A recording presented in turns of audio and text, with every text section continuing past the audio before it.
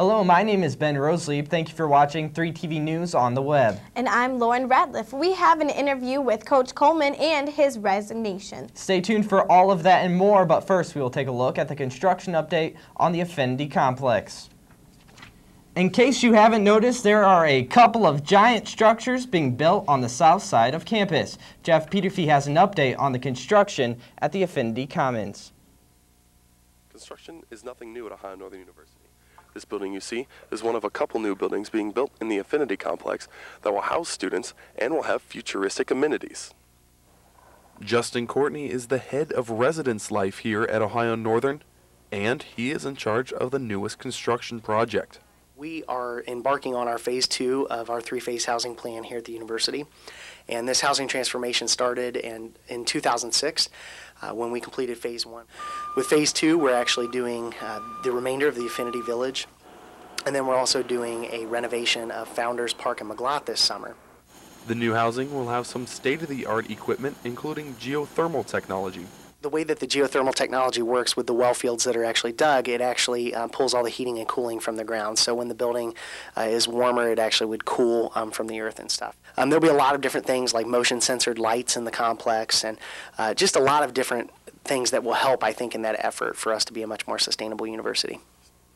Courtney hopes these buildings will be open for the 2009-2010 school year for all students. For ONU 3TV, I'm Jeff Peterfy. We continue this week with our look into how the recession is affecting the economy here at ONU by looking at the effects it is having on financial aid. The Financial Aid Office has seen an increase in activity since the recession began, much of which is coming from current students. More students are taking advantage of online financial services through Luminous. By logging on to Luminous, you can view bills through the e-bill service and see other information about your financial aid status and monitor your work-study funds. Director of Financial Aid, Melanie Weaver, had some good news about student loans here at ONU. The federal government programs have been very secure. The Pell Grant had increases added this year. The work study program had more money put into it. The Stafford loan programs are secure. The government's backing aid on those. The state government, we're seeing a bit different things. The state government is dealing with some budget issues, so we are seeing cuts to state grant aid to students across the state where some programs are being changed, done away with, altered. Weaver also reminds students to check out the financial aid website at www.onu.edu/admissions/financial aid. Once there, you can find out what's new in financial aid and get information about new loans or grants you may be eligible for. ONU students got a bitter taste of reality as NCAA Speaker Mark Sterner shared his tragic experience with drunk driving. Kurt Bakke has more on the presentation. At age 24, Mark Sterner left for spring break just like any other college kid. On the final night of partying, Mark was deemed the most sober and therefore driver of his 4 friends. The next morning, 3 men were dead, and Mark laid in the hospital facing 3 counts of manslaughter. Rarely are students offered such a real taste of the consequences of drinking and driving, so ONU grabbed the opportunity to have Mark share his story on campus, and most of the students that attended were glad. He really did a good job of shedding the light and showing that this can happen to anyone, and if you're not safe and careful, and it could happen to you. You could tell it affected him, and you don't want that to happen to yourself. So he did a really good job. I mean, if I was in his position and I went through an experience like that, I know I'd have a really hard time, explaining it to people and without, getting emotional. For something that happened so long ago, you could really tell that it still touched him so deeply. So Ohio Northern's Athletics Department, along with the College of Pharmacy and ONU Leaders Council, co-sponsored this NCAA Speaker Series event. Director of Athletics Tom Simmons explained the importance of college students hearing this type of message. Coaches are saying, don't do this, don't do that, but when you hear from somebody who's actually experienced it, it's like, your kids don't listen to you as a parent, but they're going to listen to someone else.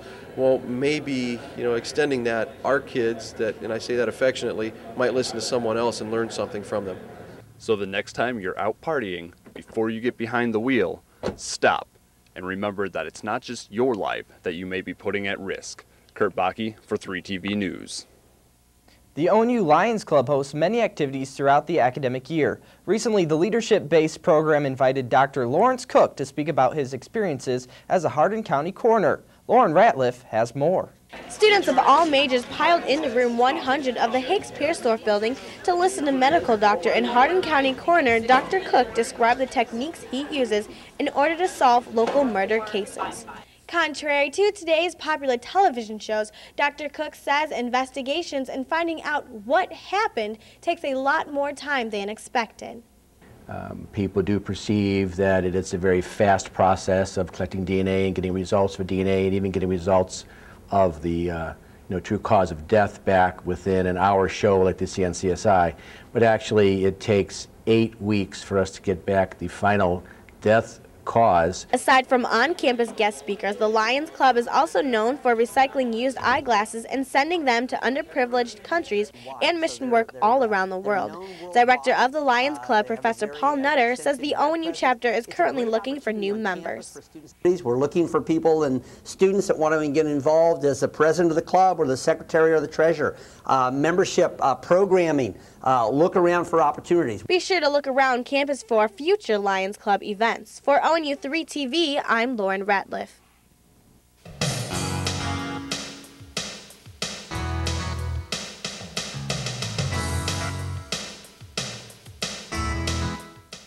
Coaches have a special impact on the players they coach. So when a coach decides to step down after 17 years, it affects more than just the program.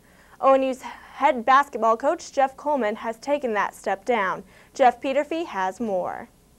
Walking away is never easy, but walking away after a 17-year run is even harder. That's exactly what Coach Jeff Coleman is doing with the men's basketball team. No, I'll be leaving completely. I'll get out of the profession completely and start something new. And it wasn't easy. I mean, it's not easy. Ohio Northern's not an easy place to walk away from. Coach Coleman has been a jack of all trades here at ONU. Some of his previous titles included head tennis coach, golf coach, and head soccer coach. But he is most well known for being the head basketball coach. I started off as an assistant back in 92, 93. I was an assistant for 13 years under Joe Campoli, and then the last 4 seasons I've been, the head coach. When he retired 4 years ago, I, became the head coach. Coach Coleman has also accomplished a whole lot in his long run.